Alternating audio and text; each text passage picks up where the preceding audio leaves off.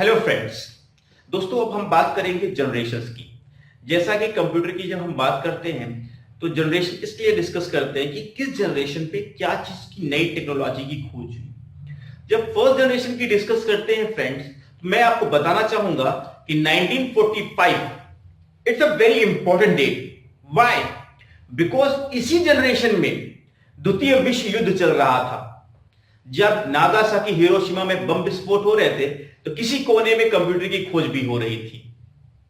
तो 1945 पे first generation आपका स्टार्ट हुआ। इस जनरेशन में हम लोगों ने वैक्यूम ट्यूब का खोज निकाला। वैक्यूम ट्यूब से रिलेटेड हुए कंप्यूटर की हमारे सामने दिखाई पड़ता है, जिसको हम नाम देते हैं ENIAC, EDVAC, ETSAC। It's a first generation computer. Second generation, जब हम बात करते हैं सेकेंड जनरेशन की, तो सेकेंड जनरेशन जब शुरुआत हुई थी तो 1959 टू 1965। इस जनरेशन में हम लोगों ने वैक्यूम ट्यूब के आगे ट्रांजिस्टर का इस्तेमाल करना शुरू किया। देखिए, वैक्यूम ट्यूब जब इस्तेमाल कर रहे थे तो वहां पे ज्यादा से ज्यादा एनर्जी हमारा यूज हो रहा था। कैपेसिटी के पावर थोड़ा सा कम था।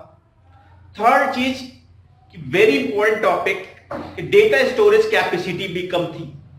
बट जब हम बात कर रहे हैं अपने सेकेंड जनरेशन में, तो यहां सबसे पहले वैक्यूम ट्यूब की जगह ट्रांजिस्टर इस्तेमाल हुआ, जिसकी वजह से जो पावर सप्लाई है, यानी पावर जो कंज्यूम कर रहा था, उसका रेशियो लिटिल बिट कम हो गया।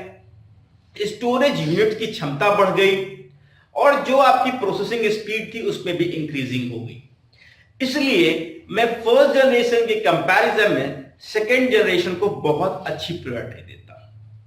थर्ड जनरेशन, दोस्तों, थर्ड जनरेशन जो स्टार्ट हुआ हमारा वो 1965 टू 1979। इस जनरेशन में फ्रेंड्स, फर्स्ट जनरेशन और सेकेंड जनरेशन के कंपैरिजन में ज्यादा बदलाव आए। स्पीड कंप्यूटर की बढ़ गई, प्रोसेसिंग स्पीड भी बढ़ गई, बिकॉज हम वैक्यूम ट्यूब और ट्रांजिस्टर की जगह पे इंटीग्रेटेड सर्किट यानी IC का इस्तेमाल करना शुरू कर दी। यही एक जनरेशन है जहां से कंप्यूटर का आधुनिक युग प्रारंभ हुआ। यहीं पे कंप्यूटर की एक्टिविटीज यानी कंप्यूटर का मॉडर्नाइजेशन हुआ। कंप्यूटर की जो साइज थी वो बड़ी थी, उसको छोटा किया गया। कंप्यूटर के प्राइस में भी यहीं से डिफरेंशिएट हुए। And it is a very important generation for us. Fourth generation, इस जनरेशन में हम लोगों ने क्या किया कि हम लोगों ने first generation, second generation, third generation, तीनों जनरेशंस को पीछे छोड़ते हुए एक आधुनिक मॉडर्नाइजेशन कंप्यूटर का इस्तेमाल किया। P4, P3, P2, P1 computer इसी जनरेशन की देन है। इस जनरेशन में हम लोगों ने माइक्रो प्रोसेसर का इस्तेमाल करना शुरू कर दिया और यहीं से माइक्रोसॉफ्ट कंपनी की उत्पत्ति हुई थी। यही वो जनरेशन है जिस जनरेशन में हिंदुस्तान में कंप्यूटर आया। The fourth generation is a very important generation for us, because why कि कंप्यूटर क्रांति यानी कंप्यूटर का जो यूज इंडिया के अंदर इसी जनरेशन में हम लोगों ने शुरू किया। हमारे देश के प्रधानमंत्री राजीव गांधी जी ने इसकी इनिशिएटिव लिए। उन्हीं की वजह से आज कंप्यूटर इंडस्ट्री इंडिया में इतना ग्रोन अप कर रहा है। अगर उन्होंने इस चीज को बढ़ावा ना दिया होता तो शायद हम लोग आज कंप्यूटर के लिए जागरूक ना होते। तो fourth generation is a very important for Indian. And lastly friends, fifth generation, 1990 to till now. इस जनरेशन में हम लोगों ने बहुत सारे मॉडर्नाइजेशन डिवाइसेस का हम लोगों ने इनिशिएटिव लिया, लाइक लैपटॉप, पैमटॉप, मोबाइल, टैबलेट्स, ये सब इसी जनरेशन में आए हैं। दोस्तों, इस जनरेशन में हम लोगों ने इंटेल प्रोसेसर का इस्तेमाल करना शुरू किया। यहां पर डेटा प्रोसेसिंग की speed comparison first generation to fifth generation बहुत बढ़िया हो गई। स्पीड बहुत बढ़िया हो गया, प्राइस बहुत कम हो गए, साइज की बहुत ज्यादा कम हो गए, यानी it's a very good generation.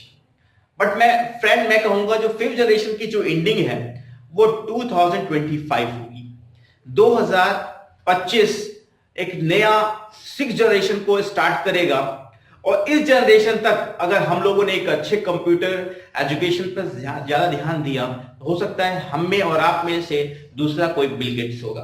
Because why 2025 is a generation of computer. वो कंप्यूटर का समय होगा, हर चीज का एक समय होता है।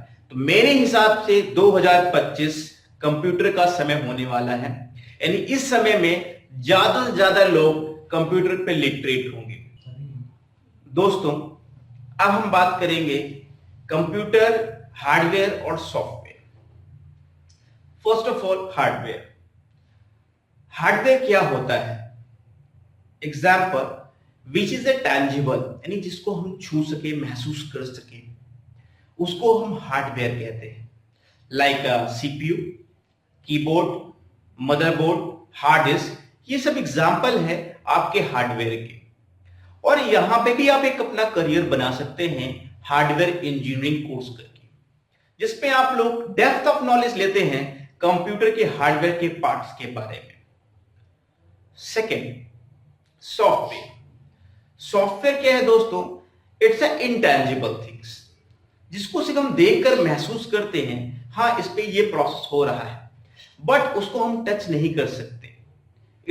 इसीलिए हम उसको इनटैंजिबल कहते हैं।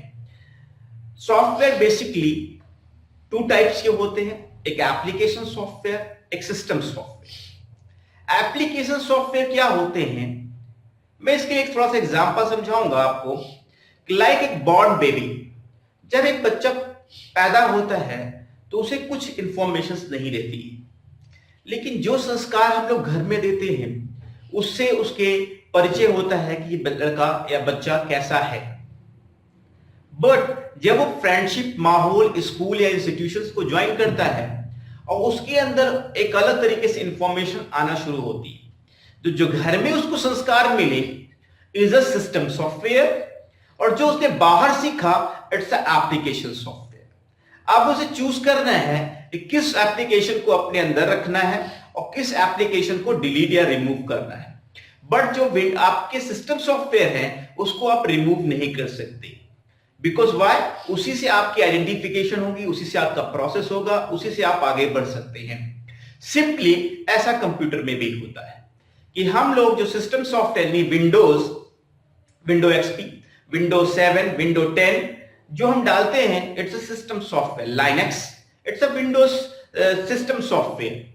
बट विंडो एक्स आपका एमएस ऑफिस, सी, जावा, पेंट, एक्सेल, ये सब आपके एप्लीकेशन के उदाहरण हैं। यानी जो आपको चूज करने हैं उसको रखिए, जिसको चूज नहीं करना है उसको आप रिमूव कर दीजिए। It's the example of application software.